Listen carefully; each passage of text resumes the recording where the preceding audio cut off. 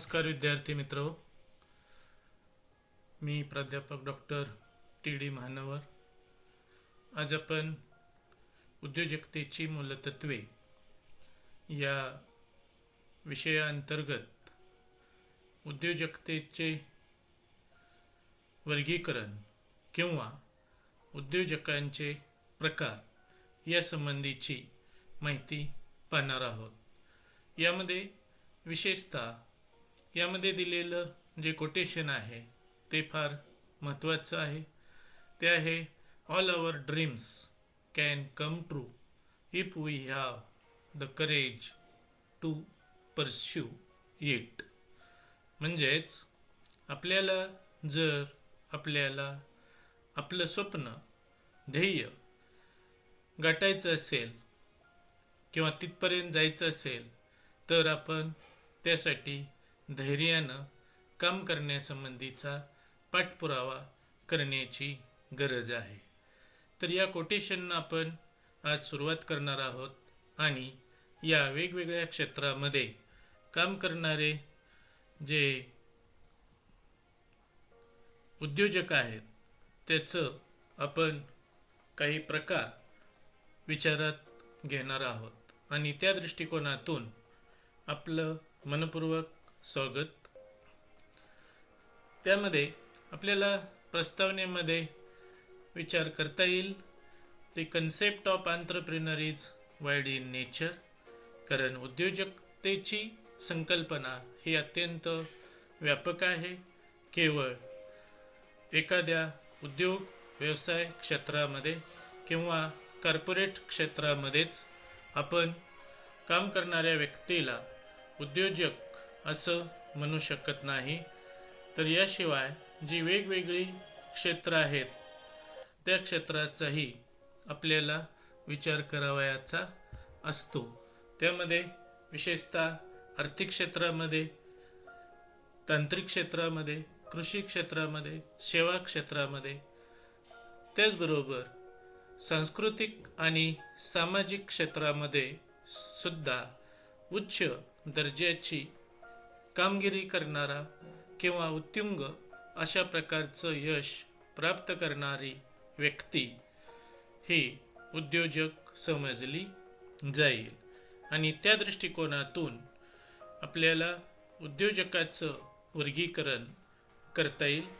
त्यामध्ये विशेषतः आपण म्हणूया की classification according to type of business, म्हणजे उद्योगाच्या स्वरूपानुसार आपल्याला उद्योजकाचं वर्गीकरण करता येईल। यामध्ये बिझनेस एंटरप्रेन्योर म्हणजेच व्यावसायिक क्षेत्रामध्ये काम करणारे, त्यामध्ये it includes production and marketing. म्हणजेच आपल्याला माहिती आहे की व्यवसायाचं वर्गीकरण हे उत्पादन आणि विपणन या स्वरूपामध्ये केल्याचं आपल्याला दिसून येतं आणि त्यामध्ये विशेषतः उत्पादन आणि विक्री किंवा व्यापार हे जे कार्य केलं जातं ते नफा मिळवण्याच्या हेतून केलं जातं आणि म्हणून उत्पादन आणि व्यापाराच्या क्षेत्रामध्ये काम करणारे लोक हे उद्योजक असतात। त्यानंतर trading entrepreneurs, purchase of goods. आता आपल्याला माहिती आहे की ट्रेडिंग म्हणजे व्यापार आणि व्यापारामध्ये purchase of goods and service in large scale and sale at retail for gaining profit. या स्वरूपाचं काम करणाऱ्या व्यक्ती या अर्थानं आपल्याला ट्रेडिंग एंटरप्रेन्योर बद्दल बोलता येईल। Industrial entrepreneur he forecast future demand from consumers and undertake innovative production, for example electrical appliances, machinery, domestic goods, clothes, sugar, etc. These are involved in industrial entrepreneurial activity. D. Corporate entrepreneurs. Formation of company as per Indian Company Act 1956 and 2013. आपल्याला माहिती आहे की अलीकडच्या काळामध्ये सामान्यपणे या ज्या कंपन्या किंवा कॉर्पोरेट सेक्टर आहे, या कॉर्पोरेट सेक्टरच्या बाबतीमध्ये 1956 आणि अलीकडे 2013-14 चा जो कायदा आहे, त्या कायद्यानुसार ज्या कंपन्या स्थापन झालेल्या आहेत, त्यामध्ये आपण म्हणतो की promotional stage, registration, capital formation and starting of production. But who is taking initiative for the purpose of starting of corporate sector or venture of the company. या अर्थानं आपण त्याचा विचार करणार आहोत. आणि म्हणून कॉर्पोरेट एंटरप्रेनर्स करणारे कंपनी आणि कंपनी चालवणारे. त्यानंतरचा जो प्रकार आहे तो म्हणजे ॲग्रिकल्चर, कृषी क्षेत्रातील उद्योजक.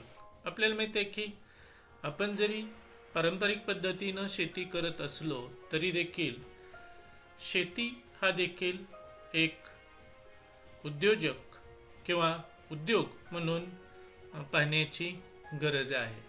ही does agricultural activity by innovative way. म्हणजे जर आपण आधुनिक पद्धतीनं कृषी क्षेत्रात कार्य करत असू आणि त्यासाठी आपण नवीन जातीचे बियाणं, आधुनिक फर्टिलायझर, ड्रिप इरिगेशन आणि यूज ऑफ मॉडर्न टेक्नॉलॉजी. आज आपण पाहतो की फळे, फुले, भाजीपाला या क्षेत्रामध्ये अगदी मोठ्या प्रमाणात उत्पन्न किंवा फायदा मिळवणारे शेतकरी हे खऱ्या अर्थानं कृषी उद्योजक म्हणून ओळखले जातात. त्यानंतर रिटेल एंटरप्रेनर, यामध्ये रिटेल प्रोडक्शन आणि रिटेल मार्केटिंग म्हणजे अतिशय छोट्या किंवा लहान प्रमाणात मायक्रो स्मॉल या स्वरूपामध्ये उत्पादन करणारे आणि त्याचं विपणन करणारे आणि त्या ॲक्टिव्हिटीमध्ये असणारे जे लोक असतात त्यांना आपणाला रिटेल एंटरप्रेनर्स असं म्हणता येईल. त्याचबरोबर small scale production and retail shop which is involved in retail entrepreneurial activity.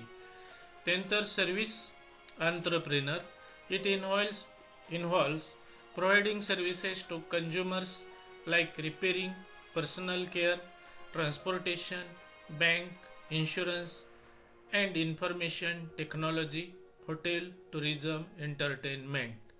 म्हणजे या सेवा क्षेत्रात काम करणारे जे लोक असतात किंवा त्यामध्ये सेवा पुरवणारा जो व्यवसाय असतो की जो आधुनिक पद्धतीनं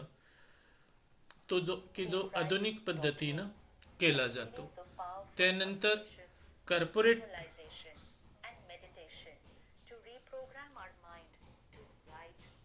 cooperative entrepreneurs, all the promoters of cooperative organizations हा अत्यंत महत्त्वाचा भाग आहे.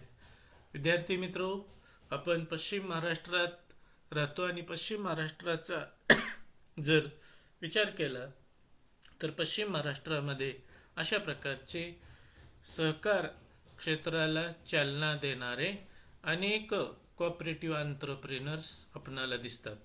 यामध्ये मग सहकारी साखर कारखाने, textile, spinning mill, milk processing unit, banks, marketing, federation या क्षेत्रामध्ये ज्यांनी हे उद्योग स्थापन करण्यामध्ये पुढाकार घेतला आणि ते यशस्वीपणे चालवले, त्या सर्व उद्योजकांचा समावेश सहकारी उद्योजक असं म्हणता येईल. आपल्याला माहिती आहे की पश्चिम महाराष्ट्रामध्ये मग तात्यासाहेब कोरे असतील, विठ्ठलराव विखे पाटील असतील, त्याचबरोबर सहकार महर्षी वसंतदादा पाटील असतील म्हणजे किंवा राजाराम बापू पाटील असतील. या सर्व लोकांनी सहकाराच्या क्षेत्रामध्ये मोठ्या प्रमाणात पुढाकार घेऊन तशा प्रकारच्या संस्था, सहकारी साखर कारखाने, दूध प्रक्रिया उद्योग, सहकारी बँका सुरू केल्या किंवा सहकारी तत्वावर मोठ्या प्रमाणावरील बाजार सुरू केले आणि त्यामुळं त्यांना आपण कोऑपरेटिव्ह एंटरप्रेन्योर असं म्हणू शकतो. त्यानंतर classification of entrepreneurs by use of technology, या पद्धतीनेही आपल्याला त्या उद्योजकांचा विचार करता येईल. आणि त्या पद्धतीनं विचार केल्यास आपल्या लक्षात येईल की ज्या ठिकाणी मोठ्या प्रमाणात अशा प्रकारे माहिती तंत्रज्ञानाचा अवलंब केला जातो, अशा उद्योगधंद्याला किंवा उद्योजकाला टेक्निकल एंटरप्रेन्योर असं म्हटलं जाईल. म्हणजे high level of technology which is to be imparted in that particular industry is called as technical entrepreneur. त्यानंतर नॉन टेक्निकल एंटरप्रेन्योर म्हणजे त्या टायटलवरून आपल्या लक्षात येईल, entrepreneurs are doing their activity without any technical knowledge. म्हणजे उद्योजकाला कोणत्याही प्रकारचं तसं आधुनिक पद्धतीचं तांत्रिक ज्ञान नसतानाही तो केवळ आपल्या परंपरेच्या जोरावर किंवा वडिलोपार्जित शिकवणीच्या जोरावर एखादा परंपरेनं व्यवसाय चालवतो आणि हे चालवत असताना त्याच्याकडं तशा प्रकारचं चांगल्या पद्धतीचं कौशल्य असतं. आणि त्या दृष्टिकोनातून सुद्धा आपल्याला आज ग्रामीण भागामध्ये वेगवेगळ्या प्रकारचे उद्योजक हे किंवा ग्रामीण कारागीर आपल्या पारंपरिक कौशल्याच्या जोरावर हे कार्य करताना दिसून येतात. त्यानंतर प्रोफेशनल एंटरप्रेन्योर्स म्हणजे अलीकडच्या काळामध्ये आपल्याला माहिती आहे की in modern competitive age there are some socio economic problem. For the purpose of solving these problems, highly qualified and professional persons are providing services to the society. म्हणजेच आपल्याला माहिती आहे की सामाजिक, आर्थिक किंवा एक मानसिक स्वरूपाचे जे प्रश्न असतात त्या अनुषंगानं किंवा फिजिकल प्रॉब्लेम्स आहेत त्या अनुषंगानं सेवा देणारे जे लोक असतात ते प्रोफेशनल पद्धतीनं काम करत असतात. जसं की आरोग्यविषयक सेवा डॉक्टर्स देतात, त्यानंतर आर्थिक सल्ला व मार्गदर्शन, गुंतवणूक, कर निर्धारण किंवा त्या अनुषंगानं काम करण्याचं काम चार्टर्ड अकाउंटंट, ज्याच्यावर अन्याय झालेला आहे त्याला न्याय आणि हक्क मिळवून देण्याचं काम हे लॉयर्स करतात. आर्किटेक्ट्स, मॅनेजर्स, त्याचबरोबर पर्सनल काउन्सिलिंग करणारे लोक, अर्थात त्यासाठी त्यांच्याकडं तशा प्रकारची उच्च दर्जाची शैक्षणिक पात्रता, बुद्धिमत्ता, सचोटी, लोकांना हाताळण्याचं कौशल्य यासारख्या बाबी आवश्यक असतात.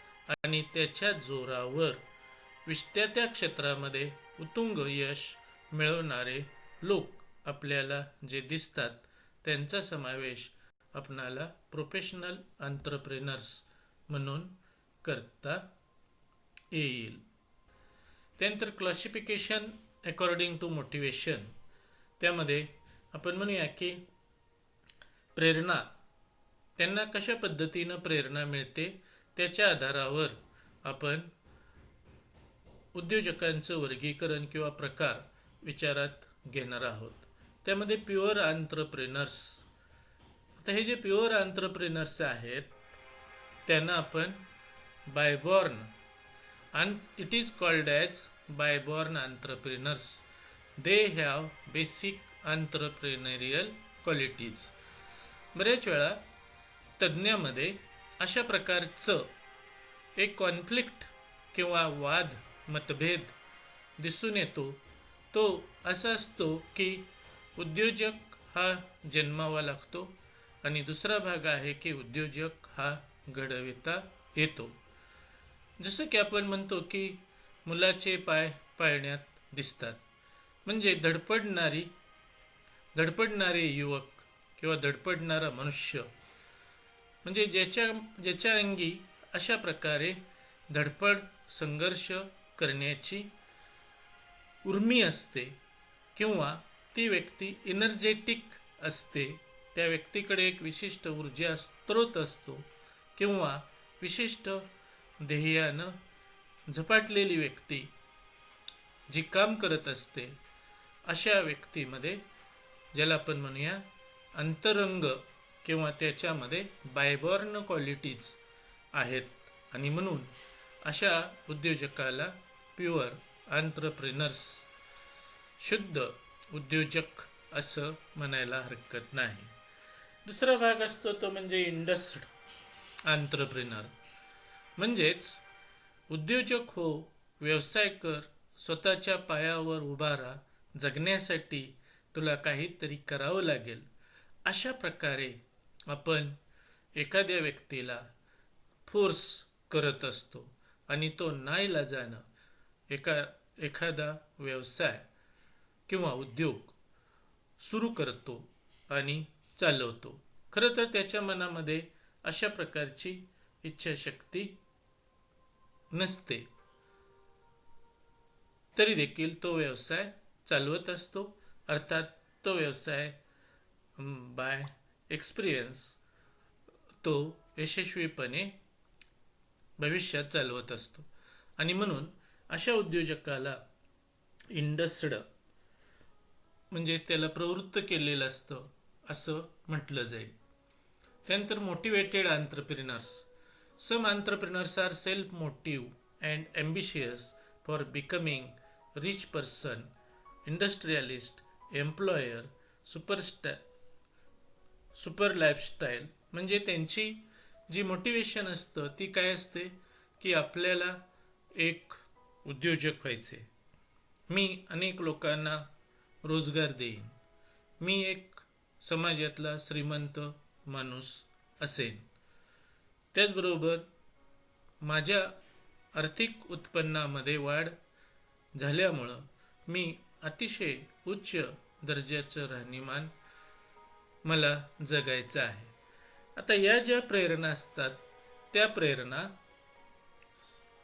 किंवा उद्देश साध्य करण्याच्या दृष्टिकोनातून ती व्यक्ती धडपडत असते आणि त्या दृष्टिकोनातून ही टेक्स इनिशिएटिव्ह म्हणजे ती व्यक्ती इनिशिएटिव्ह घेत असते, पुढाकार घेत असते आणि उद्योग व्यवसाय अतिशय सक्षमपणे चालविते. त्याला आपण मोटिवेटेड आंत्रप्रिनर्स. स्पॉन्टेनियस, ज्याला आपण म्हणूया की without any planning, forecasting, thinking, some person start any business activity spontaneously.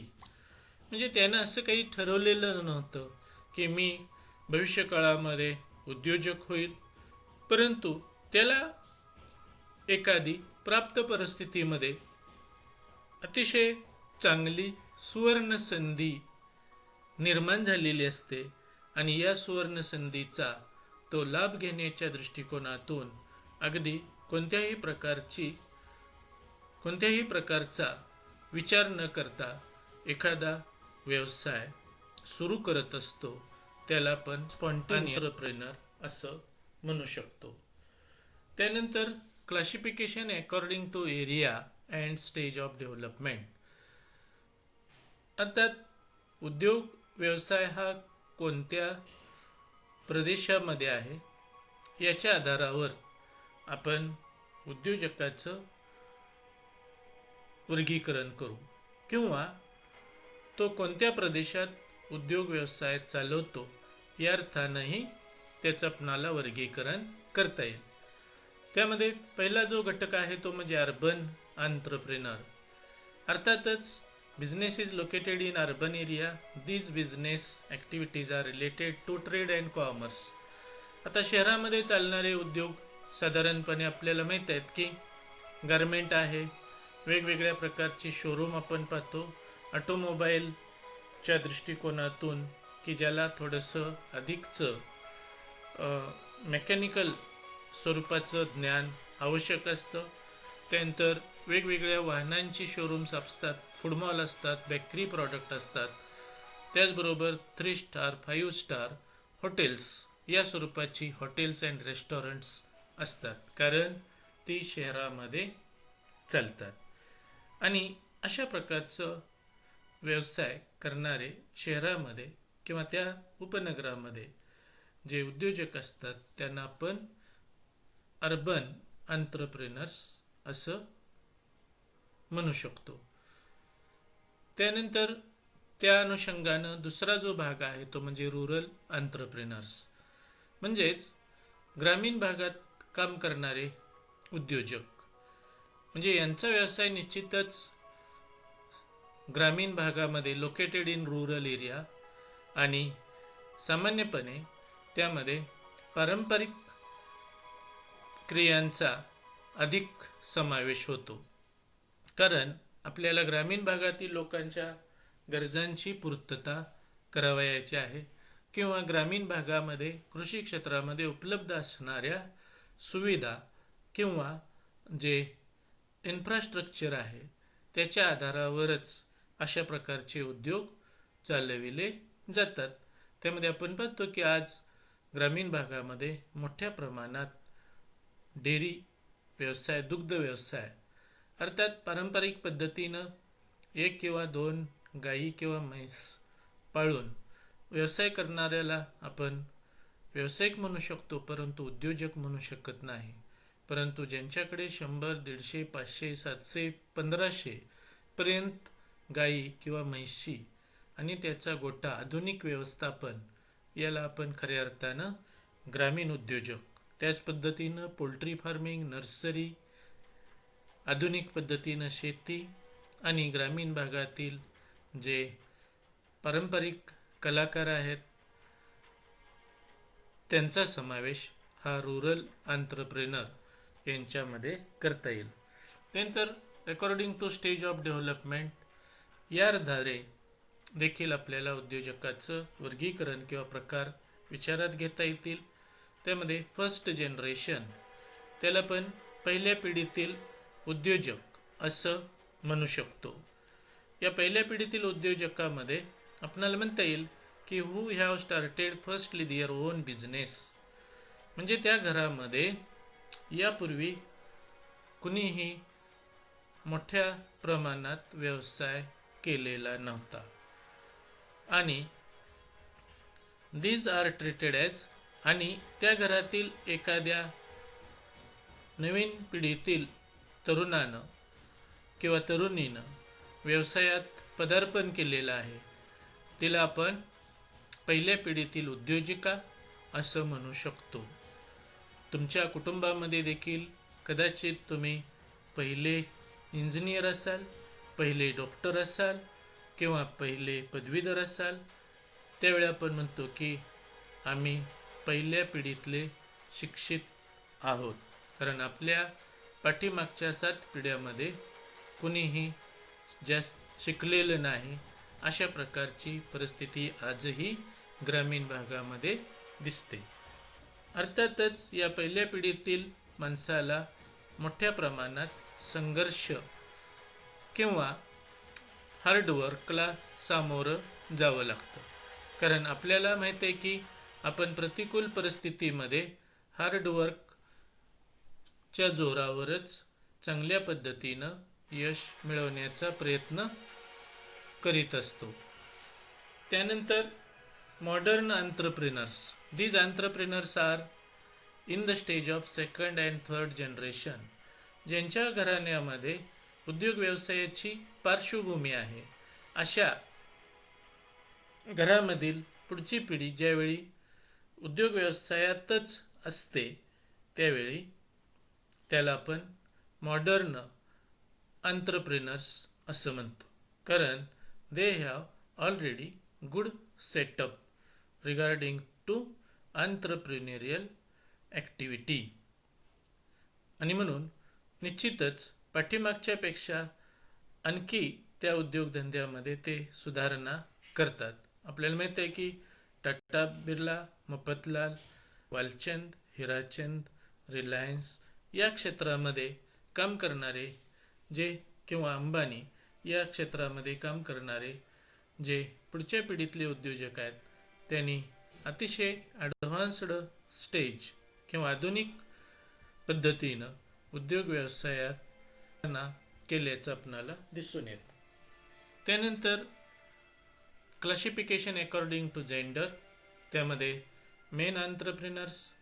आपल्याला माहिती आहे की आपली समाजव्यवस्था ही पुरुषप्रधान म्हणून ओळखली जाते आणि म्हणून या पुरुषप्रधान व्यवस्थेमध्ये मोठ्या प्रमाणात पुरुष किंवा पुरुषांच्या नावेच उद्योग व्यवसाय आहेत.